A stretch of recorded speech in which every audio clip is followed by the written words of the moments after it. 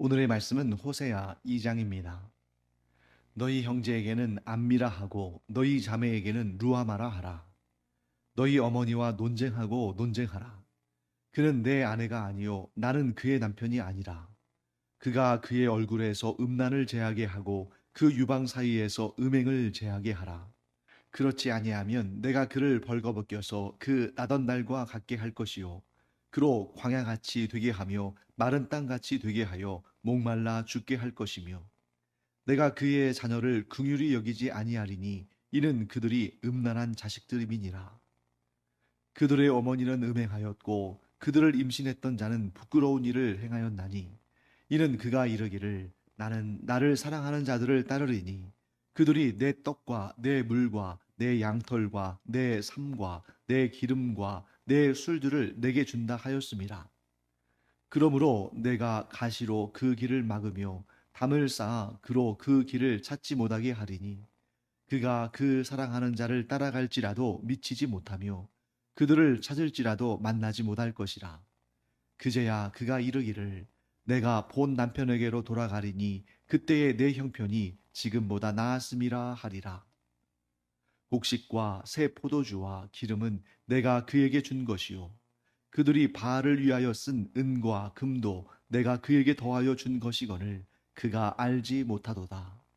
그러므로 내가 내 곡식을 그것이 익을 계절에 도로 찾으며 내가 내 새 포도주를 그것이 맛들 시기에 도로 찾으며 또 그들의 벌거벗은 몸을 가릴 내 양털과 내 삶을 빼앗으리라. 이제 내가 그 수치를 그 사랑하는 자의 눈앞에 드러내리니 그를 내 손에서 건져낼 사람이 없으리라. 내가 그의 모든 희락과 절기와 월삭과 안식일과 모든 명절을 패하겠고 그가 전에 이르기를 이것은 나를 사랑하는 자들이 내게 준 값이라 하던 그 포도나무와 무화과 나무를 거칠게 하여 수풀이 되게 하며 들짐승들에게 먹게 하리라. 그가 귀고리와 패물로 장식하고 그가 사랑하는 자를 따라가서 나를 잊어버리고 향을 살라 바알들을 섬긴 시일대로 내가 그에게 벌을 주리라. 여호와의 말씀이니라.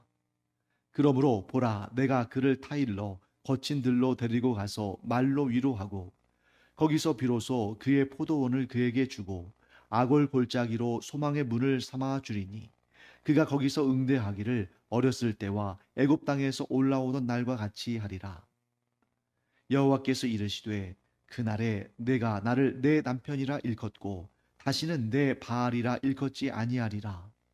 내가 바알들의 이름을 그의 입에서 제거하여 다시는 그의 이름을 기억하여 부르는 일이 없게 하리라.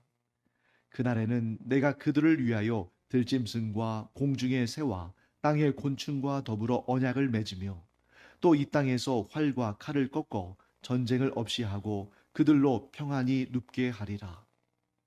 내가 내게 장가들어 영원히 살되 공의와 정의와 은총과 긍휼이 여김으로 내게 장가들며 진실함으로 내게 장가들리니 내가 여호와를 알리라. 여호와께서 이르시되 그날에 내가 응답하리라. 나는 하늘에 응답하고 하늘은 땅에 응답하고 땅은 곡식과 포도주와 기름에 응답하고 또 이것들은 이스라엘에 응답하리라. 내가 나를 위하여 그를 이 땅에 심고 긍휼히 여김을 받지 못하였던 자를 긍휼히 여기며 내 백성 아니었던 자에게 향하여 이르기를 너는 내 백성이라 하리니 그들은 이르기를 주는 내 하나님이시라 하리라 하시니라. 자, 우리가 호세아서를 지금 읽고 있습니다. 우리 어제 호세아서의 좀 서론적인 내용을 공부했습니다만 역설적으로 이 당시 호세아 선지자가 활동하던 당시 하나님의 부르심을 받고 하나님의 말씀을 대언하던 그 당시는 북이스라엘의 여로보암 2세 한마디로 그 나라의 전성기 시절이라고 했습니다. 전성기 시절에 이 호세아의 말에 귀를 기울인 사람들은 별로 없었을 거예요. 왜냐하면 정치적으로나 경제적으로나 군사적으로나 이전에 경험하지 못했던 그러한 아주 풍성한 그런 한마디로 말하면 이 성대한 잔치를 벌인 것 같은 그런 상황인데 누가 지금 오늘 우리가 읽은 것과 같은 이런 하나님의 아주 그 책망 또 그들이 멸망할 것 그들이 하나님의 심판을 받을 것, 이런 내용에 대해서 말할 때 그걸 누가 귀담아 듣겠습니까? 지금 잘 되고 형통한 것 같은데. 그럼에도 불구하고 하나님께서 이렇게 말씀하시는 것이죠. 너희의 형통이 너희의 눈을 가려서 너희가 얼마나 지금 심각한 죄악 가운데 있는지 알지 못하게 하는구나.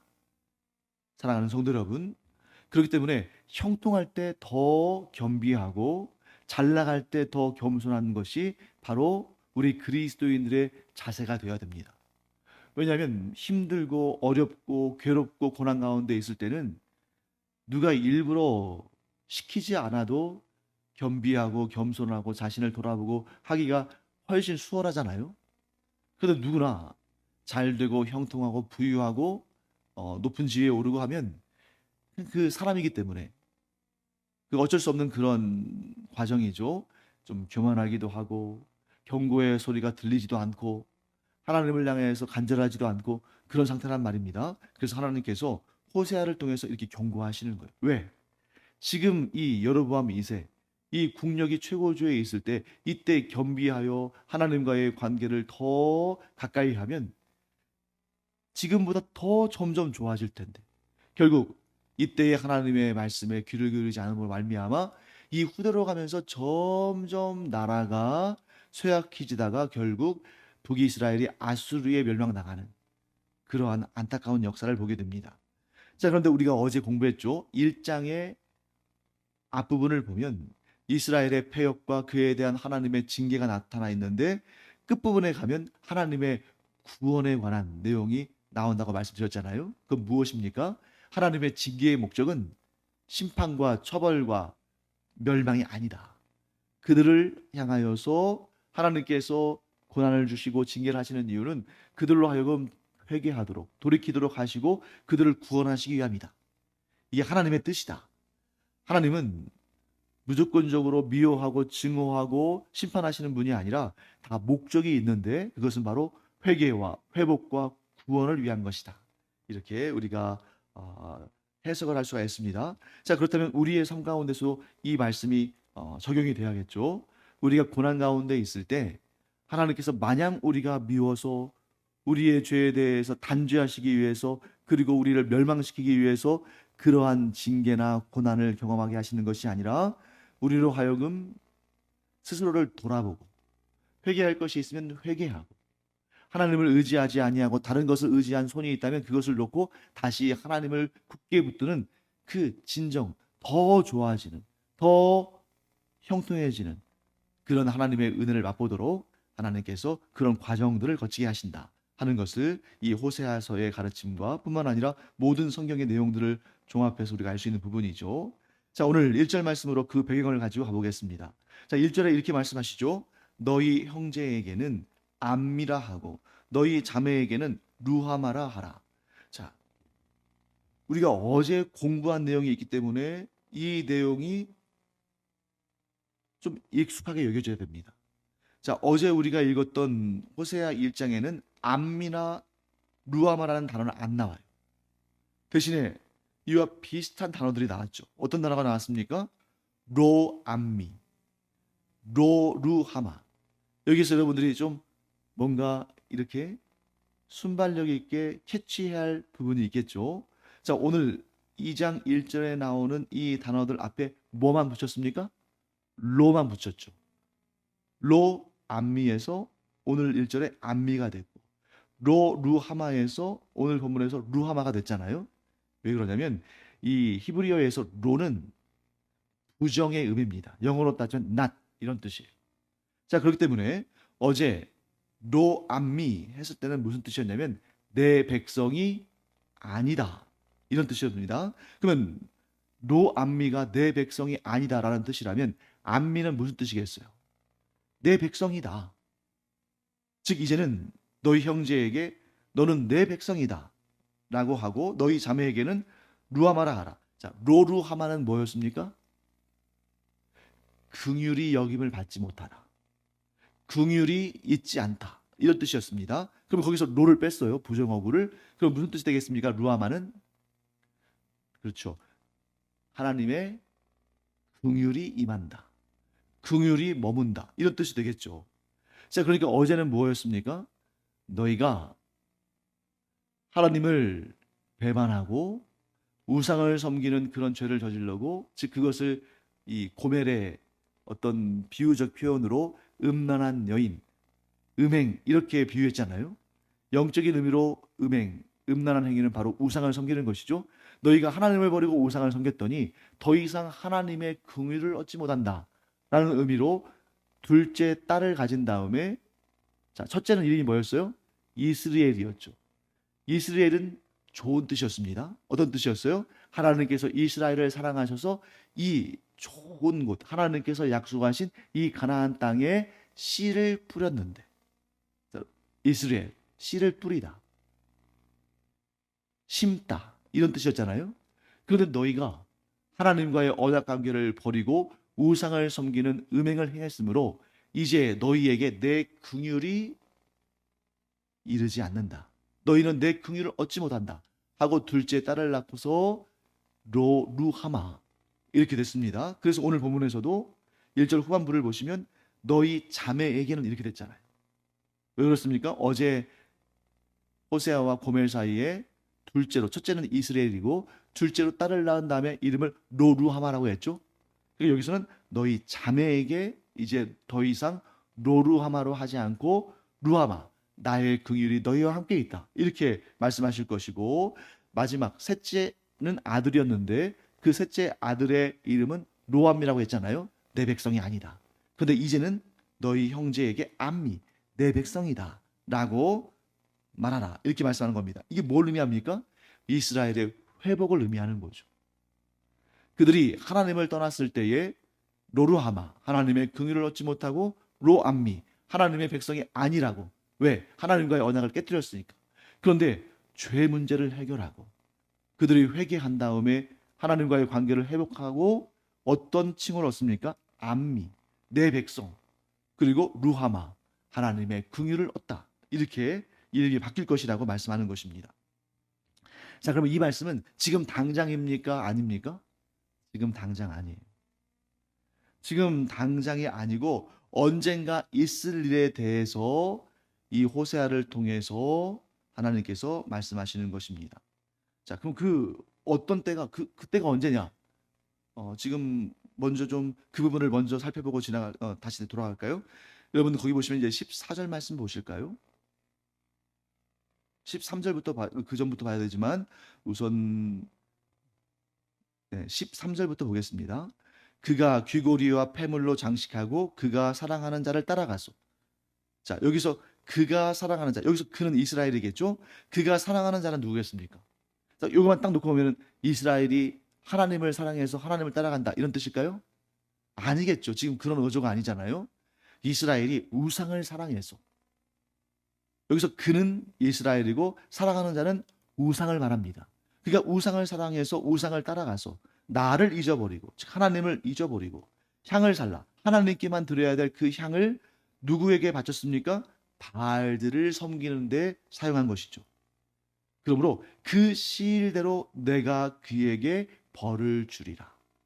그 시일대로, 그들이 우상을 섬긴 그 시일대로 하나님께서 그들에게 벌을 주신다고 말씀하십니다. 자, 그 다음에 14절이 중요해요. 그러므로 보라, 내가 그를 타일러 거친 들로 데리고 가서 말로 위로하고, 15절, 거기서 비로소 그의 포도원을 그에게 주고 아골 골짜기로 소망의 문을 삼아 주리니 그가 거기서 응대하기를 어렸을 때와 애굽 땅에서 올라오던 날과 같이 하리라. 자, 여기에서 거친 들, 거기서 아골 골짜기, 뭐 이런 내용들이 나오잖아요. 애굽 땅, 뭘 의미할까요? 이들이 우상을 섬겨서 하나님께서 벌을 주시는데 그들을 어떤 곳에서 어떤 곳으로 이끌어 가셔서 거기에서 그들을 위로하시고 포도원도 주시고 아골골짜기와 같이 거칠고 험한 곳인데 거기에 소망의 문을 삼아 주시고 애굽 땅에서 올라오던 날 같이, 즉 출애굽하던 날 같이 그들을 이끌어 주시고 하는 그 장소가 어딜까요? 이 장소가 바로 그들이 포로로 끌려갔던 곳인 거예요. 이들은 북이스라엘은 아수르에 의해서, 남유다는 바벨론에 의해서 멸망당하고 포로로 끌려가는데 그 포로로 끌려가면서 얼마나 그들이 고통을 당하면서 괴로워하면서 그 고향을 그리워하면서 자기들은 이제 삶의 소망이 없다고 하면서 인생이 끝났다고 하면서 울부짖었겠죠. 그 도리어 그곳이 그들에게 소망의 문이 되고 그들에게 좋은 결실을 하는 포도원처럼 되었다는 겁니다. 왜요? 그들이 거기서 회개했으니까. 그 고난과 환난과 고통 가운데 그들이 회개하고 하나님께로 돌아왔으니까. 그래서 이것을 신약에서 우리가 볼 수 있는 예수님의 비유를 든다면 바로 탕자의 비유와 같습니다. 자, 탕자가 아버지를 배반했죠. 아버지를 잘 봉양하고 막 거기에서 잘 살고 나중에 아버지가 돌아가신 다음에 유산을 받아서 그것을 또 늘려가면서 그렇게 정상적인 삶, 은혜로운 삶, 누가 봐도 부러운 삶을 살 수 있었습니다. 근데 어떻게 했어요? 자기 마음대로 살아보겠노라고 아버지가 지금 버젓이 살아있는데 자기 몫의 유산을 달라고 해가지고 때를 쓰고 또 때를 써가지고 그것을 받아서 외국으로 갔잖아요. 그런데 거기서 어떻게 됐습니까? 고생하다가 어떤 마음 가졌어요? 내 아버지 집으로 돌아가자. 내 아버지 집에는 품꾼들도 많이 있는데 그 품꾼들이 살아가는 것이 지금의 내 꼴보다 훨씬 낫다. 그런데 이제는 내가 아버지를 아버지라고 부르기에는 민망하고 나를 품꾼 중에 하나로 여겨달라고 하고 가서 내 목구멍에 이 풀칠이라도 하고 살자. 이런 마음 가졌죠. 그렇게 하고 그가 회개하고 정말 뭐라고 말하냐면 내가 하나님과 내 아버지에게 죄를 지었구나 하고 뉘우치고 회개하고 돌아왔을 때에 그 탕자의 아버지가 그를 기쁘게 맞이하면서 어떻게 합니까? 큰 잔치를 벌이죠. 자, 이스라엘이 하나님을 버리고 떠났습니다. 하나님과의 언약 관계를 스스로 파기했습니다.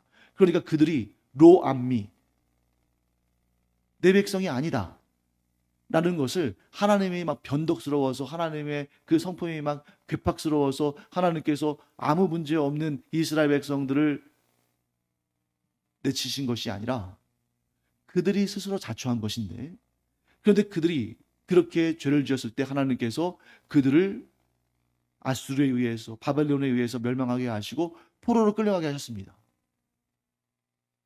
거기서 그들이 깨달은 거죠. 아, 우리가 이러한 상태에 처한 것은 하나님께서 우리를 미워하시고 하나님께서 변덕스러우시고 하나님께서 언약을 먼저 깨신 것이 아니라 우리의 죄구나. 우리의 죄 때문이구나. 그걸 깨닫고 그들이 뉘우치고 돌아와서 하나님과의 관계를 회복하게 되는 그 역사를 다루고 있는 것이죠. 자, 그렇기 때문에 이 호세아서는 단지 하나님의 심판만을 말씀하고 있는 것이 아니다. 그 심판의 목적과 그 목적 이후에 있을 하나님의 놀라운 회복의 역사, 언약을 다시 체결하시는 역사, 구원의 은총의 역사까지를 포함하는데, 그런데 모든 하나님의 말씀은 그 역사적 관점에서 장차 짧게는 수십 년, 길게는 몇백 년 후에 있을 일들을 예언하게 하시지만 그것만으로 또 그치는 게 아닙니다. 성경이 놀라운 이유는, 특히 구약 성경이 놀라운 이유는, 우리가 이제 구약 시대에 사는 사람이라면, 이 성경이 기록된 시대에 살던 사람이라면 우리는 이 예언자들, 선지자들을 통해서 하나님께 주신 그 메시지의 내용들을 알 수는 있지만, 듣고 알 수는 있지만 그것이 어떻게 성취되었는지는 못 볼 수도 있죠. 자, 예를 들면 지금 이 호세아가 선포하는 하나님의 말씀을 들은 북이스라엘 사람들이 장차 호세아가 예언한 이 내용들이 어떻게 성취되는지를 보았을까요? 보지 못했을까요? 보지 못했습니다. 왜냐하면 여기에서 호세아 선지자가 말한 내용들은 나중에 여로보암 2세 왕을 지나서 한참 후에 가서 이루어지거든요. 수십 년 후에. 그러니까 지금 이 북이스라엘의 전성기에 살고 있던 사람들은 헛소리라고 생각하고 죽었을 수도 있어요. 왜? 죽는 날까지 이 호세아 선지자가 예언한 이러한 일들이 눈에 보이지 않고 경험하지 못했으니까. 그런데 우리가 얻는 유익, 우리에게 있는 유익은 뭐냐면 이 호세아 시대로부터 우리는 무려 2800년 후를 살아갑니다. 그러니까 우리가 이 글이 쓰여진 때로부터 거의 2800년 후를 살아가니까 여기에서 예언된 내용들이 성취된 것들을 우리가 알 수 있습니까? 없습니까? 있죠. 그러니까 북이스라엘이 멸망한 것, 남유다가 멸망한 것. 자, 북이스라엘이 이때에 최전성기를 구가하고 있었는데 이 북이스라엘이 멸망하리라고는 이 당시를 살던 북이스라엘 백성들은 아무도 생각하지 않았을 텐데 우리는 알잖아요. 왜? 우리에게는 지난 역사니까. 이들에게는 미래의 역사지만 우리에게는 지나간 과거니까. 그렇다면 여러분, 성경은 뭐 조선왕조실록과 같은 그런 역사책입니까? 아니죠. 왜? 역사책은 그 당대의 일들 혹은 그 과거의 일들을 기록하는 것입니다. 근데 성경은 미래에 이루어질 예언을 기록할 뿐만 아니라 심지어 그 모든 역사를 마무리하는 최후의 심판과 그 이후에 열릴 새하늘과 새 땅, 즉 영원한 천국의 완성까지도 담고 있는 것이 성경이잖아요. 호세아서도 마찬가지입니다. 그래서 이러한 짧은 이스라엘의 역사가 아니라 이 모든 역사의 끝, 즉 역사의 한 단락을 마무리 짓는 정도의 범위가 아니라 인류의 온 역사를 마무리 짓는 하나님의 그 거대한 계획도 우리에게 보여주십니다. 그 내용을 우리 한번 볼까요? 21절부터 23절까지 우리 함께 읽겠습니다. 21절 2장, 호세아 2장 21절부터 23절까지. 여호와께서 이르시되 그날에 내가 응답하리라. 나는 하늘에 응답하고 하늘은 땅에 응답하고 땅은 곡식과 포도주와 기름에 응답하고 또 이것들은 이스라엘에 응답하리라. 내가 나를 위하여 그를 이 땅에 심고 긍휼히 여김을 받지 못하였던 자를 긍휼히 여기며 내 백성 아니었던 자에게 향하여 이르기를 너는 내 백성이라 하리니 그들은 이르기를 주는 내 하나님이시라 하리라 하시니라. 여러분, 지나치게 현실적인 관점에서, 지나치게 역사적 관점에서 지금까지 우리가 경험한, 그리고 어느 정도 예측 가능한 그러한 역사적인 관점에서 이 성경을 본다면, 특히 구약의 예언서들이랄지 신약의 요한계시록이랄지 이러한 선지자들이 쓴, 예언자들이 쓴 내용들을 보면 너무 과장되어 보입니다. 너무 과잉해서 좋게 표현한 것처럼 보여요. 왜? 실제로 방금 말씀드린 것처럼 우리는 성경이 기록된 이후로 뭐 최소 1900년, 최대로 한 3500년 뭐 이렇게 후대를 살고 있다 보니까 그 예언들이 어떻게 성취됐는지를 봐요. 근데 그 정도까지는 아니거든요. 근데 너무 허황될 정도로 너무 크고 놀랍고 위대한 그런 역사들이 기록되어 있는 것을 보게 됩니다. 심지어 전 우주적인 회복, 전 우주적인 하나님의 영광, 이런 내용들이 나타날 때 이 정도까지는 아닌데. 그런데 여러분, 모든 성경은 하나님의 구원 역사를 담고 있기 때문에 그렇게 우리가 이 정도까지는 아닌데 라고 생각하는 그런 부분들은 사실 장차 그리스도의 재림으로 이루어질 하나님 나라의 완성을 바라보며 기록한 거예요. 자, 그런 관점에서 본다면 오히려 너무 과잉되게 기록한 것이 아니라 너무 소박하게 기록된 것으로 보일 수 있겠죠. 사랑하는 성도 여러분, 우리가 뭘 할 수 있습니까? 하나님은 우리의 현재에 굉장히 관심이 많으셔요. 그래서 우리의 현재의 일들에 하나님께서는 개입하시고 역사하시고 은혜를 베푸시고 답을 주십니다. 그런데 그렇지 않는 부분들도 사실 있긴 해요. 그래서 우리가 좀 고난도 경험하고 실패도 경험하고 어려움도 경험하고 또 여러 가지 문제들도 경험합니다. 그러나 분명한 사실은 무엇입니까? 우리가 하나님을 떠나지 않고 하나님과의 언약 관계를 굳게 지키면 하나님은 점점 더 좋게 하신다. 우리를 가장 좋게 하신다. 그런데 거기서 또 끝나지 않는다는 거죠. 우리가 이 세상을 사는 동안 아무리 좋은 것을 경험하고 아무리 놀라운 하나님의 은혜와 은총과 기적을 경험한다 할지라도 우리가 부활하여 주님을 만나는 그날, 하나님 앞에 서는 그날의 영광과 그날의 복락에 비하면 아무것도 아니다. 거기까지 가지 못하면, 그래서 너무 현실 집중적으로 신앙생활을 하면 하나님을 향해서도 실망하고 원망하고 불만을 표현할 때가 많을 수밖에 없어요. 왜? 지나치게 현실주의적이니까 현재의 관점만 생각하면 현재의 내가 원하는 대로 이루지 않으시는 하나님이 원망스러울 수 있거든요. 반면에 우리의 시야가 넓어져서 하나님의 구원 역사 전체를 볼 수 있다면 내가 그 영광의 면류관을 쓸 것이라는 것을 믿음으로 바라보고 믿음으로 알 수 있다면 지금의 내 형편이 뭘 좀 잘 먹고 잘 먹지 못하고 좀 좋은 집에 살고 좋지 못한 집에 살고 형편이 좀 낮고 낮지 못하고 건강하고 건강하지 못하고 지금 이 현실의 관점에서는 크게 보이지만 우리의 최후의 모습, 우리의 최후의 영광을 본다면 지금 조금 좋고 나쁘고는 아무 문제가 안 된다. 사랑하는 성도 여러분, 그렇기 때문에 최후의 그 영광을 바라보는 사람은 현실의 문제에 일희일비하지 않는다. 왜요? 결국 나를 최고로 높이실 하나님, 최고의 영광을 보이실 하나님, 최고의 복을 주실 하나님을 신뢰하기 때문에 우리의 신앙생활이 이와 같이 그 마지막 순간의 모습을 바라봄으로 말미암아 믿음의 눈으로 바라봄으로 말미암아 오늘의 문제들이 작게 보이는 그런 우리가 되기를 간절히 축원합니다. 기도하겠습니다.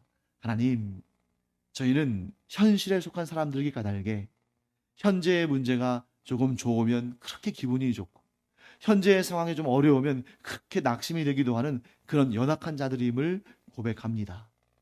그러나 하나님께서 저희에게 이 호세아서의 말씀을 통해서 또한 성경 66권 전체의 말씀을 통해서 주시는 메시지는 우리가 얻을 그 최후의 영광을 바라보면서 현실의 문제에 좌로나 우로나 치우치지 않냐고 똑바로 하나님께 나아가는 그러한 견고한 믿음을 가진 하나님의 사람들로 성장하기를 하나님께서 원하시는 줄 믿습니다.